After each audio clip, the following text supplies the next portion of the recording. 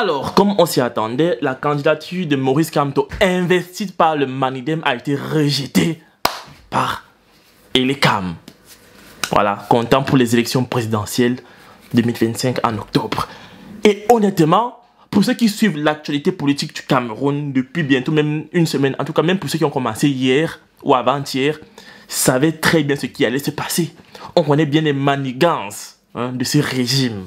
On connaît bien tout ce qu'ils mettent en place. On connaît leur pouvoir, jusqu'où ils sont prêts à aller pour gagner, pour rester au pouvoir.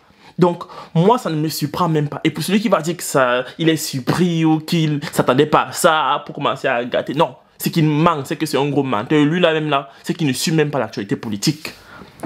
On connaît les méthodes baba, les méthodes, je sais pas, basses. Quand je dis basse, les méthodes, les coups sous la ceinture. De ce régime-là, pour écarter les gens. Et c'était prévisible, les amis. Donc maintenant, qu'est-ce qu'on fait? Il y aura deux camps. Parce que ceux, en tout cas, les sympathisants du MRC, parce que j'ai vu qu'il y a des gens qui ont commencé à appeler au boycott, appeler à l'insurrection, appeler le peuple à sortir dans la rue, à marcher. Eux, ils avaient déjà prévu depuis faire ça. Donc là, le fait que la candidature de Moïse Kamto soit rejetée, c'est comme le déclenchement. C'est-à-dire que c'est comme, vas-y, le coup de sifflet, le feu vert. Pour cela. Parce que ce n'est pas une surprise. La liste là circulait depuis peut-être 4 jours. Il y a Bruno Bidjan qui a publié la même liste ici sur son mur. Pour voir un peu comment les Camerounais réagissent. Et on a vu comment les Camerounais réagissaient. On a vu les appels à l'insurrection. C'est pourquoi hier, des dispositifs militaires ont été mis de haute sécurité dans la ville de Yaoundé, Douala et tout. Pour justement contrôler tout ce potentiel soulèvement là. Si Kamto n'aurait pas été, je sais pas, écarté depuis des jours, il n'y aurait pas eu toutes ces précautions. C'est parce qu'il savait très bien ce qui se passait que vous avez vu tout ce dispositif sécurité. En 2018, on était là. Il n'y avait pas ce problème, on s'en foutait. Mais pourquoi là, bizarrement, ils mettent sur pied des dispositifs sécurité? Ils savaient très bien, ils étaient préparés. Et pareil que le gouvernement était préparé, l'opposition, en tout cas, ceux qui veulent l'insurrection, ceux qui veulent le soulèvement, ils sont aussi préparés. Et pour ceux-là, si franchement, ils sont vraiment des hommes de parole, ils vont aller jusqu'au bout. Et là, j'ai un peu peur. Même pas un peu, j'ai beaucoup peur pour le pays, pour le Cameroun. Parce que les miettes qui restent là, ça va aller en lambeaux. Ils estiment qu'il faut que ça parte en lambeaux pour reconstruire sur de nouvelles bases. Un peu comme, vous voyez un peu la forêt qui repousse après un incendie. Vous voyez ce que je veux dire, non?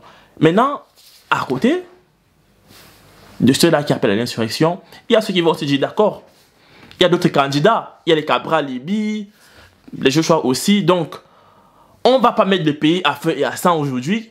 On va aller jusqu'au bout et on va soutenir ceux-là qui portent encore un espoir, même si l'espoir est, je sais pas, 100 fois petit que celui de Maurice Kamto. On va soutenir cela. Et moi, je suis plutôt de ce camp-là. Je suis plutôt du camp de ceux qui pensent qu'il faut soutenir des gens qui sont encore en course. Peut-être Maurice Kamto doit s'aligner derrière un Cabral Libi. Il n'a pas le choix, mais tout sauf Biya. Tout sauf Paul Biya. Je sais pas, Cabral Libi a quand même certaines valeurs. Vous voyez, il incarne quand même quelque chose. Donc, pourquoi pas une association des deux? On a vu ce qui s'est passé au Sénégal. Quand Ousmane Sonko a été écarté des élections et puis il a soutenu Diomaye Faye. Aujourd'hui, on voit ce qu'il en est. Donc, moi, j'appelle et j'invite Maurice Kamto à soutenir un jeune opposant. Un jeune, voilà, un jeune opposant qui a fait ses preuves. C'est pas, ils sont pleins là, il y a plein de jeunes là. Il y a, je sais pas, Joshua aussi, Cabral Libi, l'autre qu'on appelle Matomba. C'est-à-dire, un choix qui va faire sorte qu'on ne vote pas Paul Biya. Et après, quand vous prenez le pouvoir, vous pouvez vous arranger sur, je sais pas, l'alternance, sur les postes, vous revoyez la constitution. Mais là, honnêtement, je pense que il faut vraiment que Kamto, en tout cas Maurice Kamto, fasse un communiqué dans les plus brefs délais pour appeler à l'ordre, pour appeler au calme, pour essayer d'apaiser un peu ses troupes.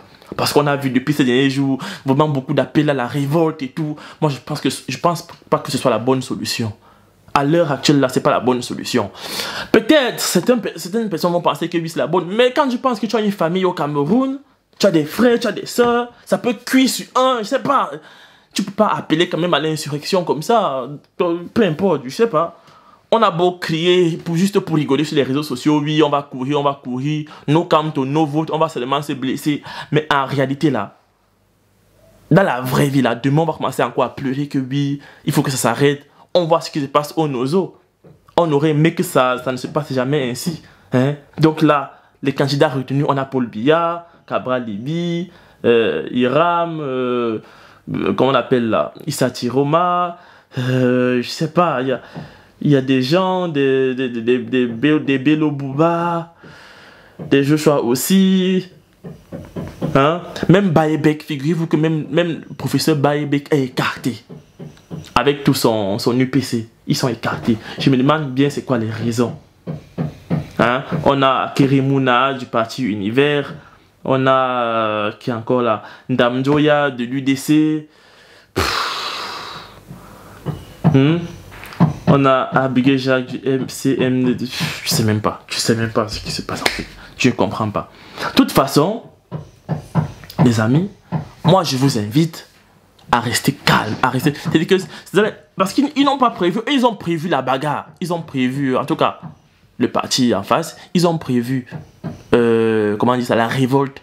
Ils ont mis les dispositifs pour mater l'opposition, pour mater le soulèvement. Il faut être calme, il faut être imprévisible. Il faut frapper où on ne s'attend pas. Parce qu'en faisant ça, ils ne s'attendent pas à une coalition de l'opposition. Ils ne s'attendent pas à ce que Moïse Kamto s'aligne derrière quelqu'un. Et Kamto doit faire preuve aussi un peu de grandeur. Il doit être aussi imprévisible, comme il a toujours été jusqu'ici là. Il a fait la feinte, enfin, il y a eu l'histoire de, je sais pas, comment on appelle ça là, du MRC là, qui ne peut pas se présenter aux élections parce qu'ils n'ont pas d'élus. Et puis il est parti au Manidem pensant que ça allait régler l'affaire. Mais là, finalement, ça ne marche pas. Alors, il y a toujours des alternatives. Jusqu'au bout, il faut d'abord, comment dire ça, essayer d'user des méthodes les plus pacifiques. Jusqu'au bout, jusqu'à la fin. On ne va pas commencer à brûler le pays, à casser tout, à feu et à sang. Parce qu'on n'a pas retenu la candidature de Kamto. Pourtant, Kamto peut s'aligner derrière quelqu'un. Tout se passe propre et bien. Hein? Et on y va jusqu'aux élections pour voir ce qui se passe après.